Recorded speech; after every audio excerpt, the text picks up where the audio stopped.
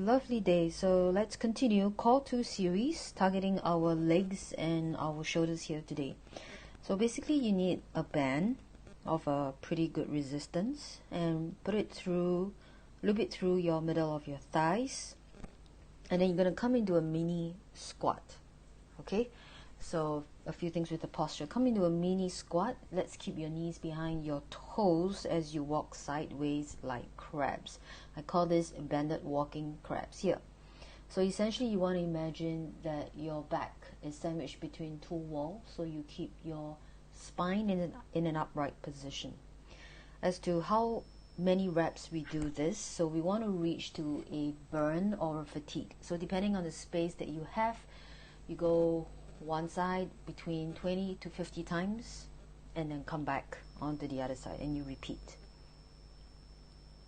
So try to keep your shoulders locked, or basically the upper body locked, so you're not swaying too much from side to side. And we're going to end off here and go straight into a banded standing clams, as you've seen here. So this 2 exercise is targeting your side glutes, which is the side of your buttocks here.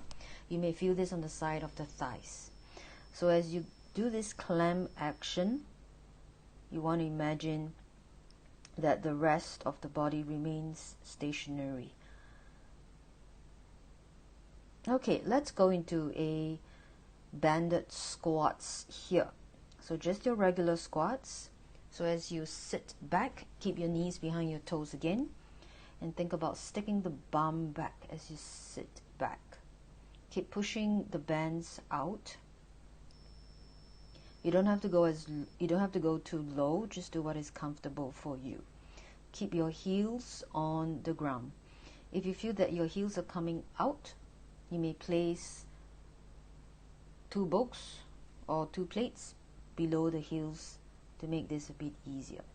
You're going to start feeling the burn here on your thighs. Alright, next we're going to go into banded glute bridge. So just lie down in this position as seen. Your toes are pointing forward, and imagine you're holding a grapefruit between the knees. And just lift the bum up all the way such that you're forming a straight line from your collarbones to the top of the knees, and then lower the buttocks towards the floor. Okay, so think about opening the space in front of your hip bones as you bridge the buttocks up. You're going to feel this on the back thighs as well as the buttocks. You can also play around with the foot position. So the further you place your feet away from the buttocks, you're going to feel this more on your back thigh, your hamstrings. The more you place it closer towards the buttock, you're going to feel this on your buttocks here. However, the key thing here is that you want to do this such that you don't feel a strain on your back. If you feel a strain on your back, please let me know or leave comments so that I can tell you what stretches to do. Or that will be the next video. Alright, and then we're going to end up there, and let's pulse out the bum up and down. I'll keep pushing the bands out. We're going to end off with a couple of pulses here to end off. You're going to feel that burn, the fatigue. Try to keep the bum up there, not dropping the bum. As you can see, I'm fatiguing. Alright, just hug your knees towards yourself to ease off any tension. And then remove the band. We're going to go straight into our upper body shoulder series. So you're going to lie on the belly. Forehead is on the ground, and let's begin with fish arms. So simply just think about raising the entire arm higher than the buttocks. As you do this, you can just press your forehead a little bit onto the floor. Imagine there's a blueberry under your belly button, and you don't want the blueberry to be flattened. And then next we're going to go into T arms. So turn your hands out to letter T with the thumbs facing up, as if you're making 2 good sign. So think about squeezing your shoulder blades as you bring or float the arms up in T position, keeping your forehead again on the ground. Now if this is starting to hurt, just do fewer reps or just take a rest. Okay, next we will go into W arms here. So bring your elbows closer towards your waist. You lift the arms up, straighten the arms out to letter Y. Bring the elbows back towards the waist. So you're drawing this W with your entire arms. Thumbs are still facing up towards the sky here. This really challenges your shoulder mobility as well as targeting those small shoulder blade muscles. Really, really important here. So again, keeping your forehead down. Alright, next we're gonna go straight into Y arms. So basically bring your arms up like letter Y, thumbs facing up, and just think about floating the entire arms up and down. Okay, you can do this at a much slower pace than I am here.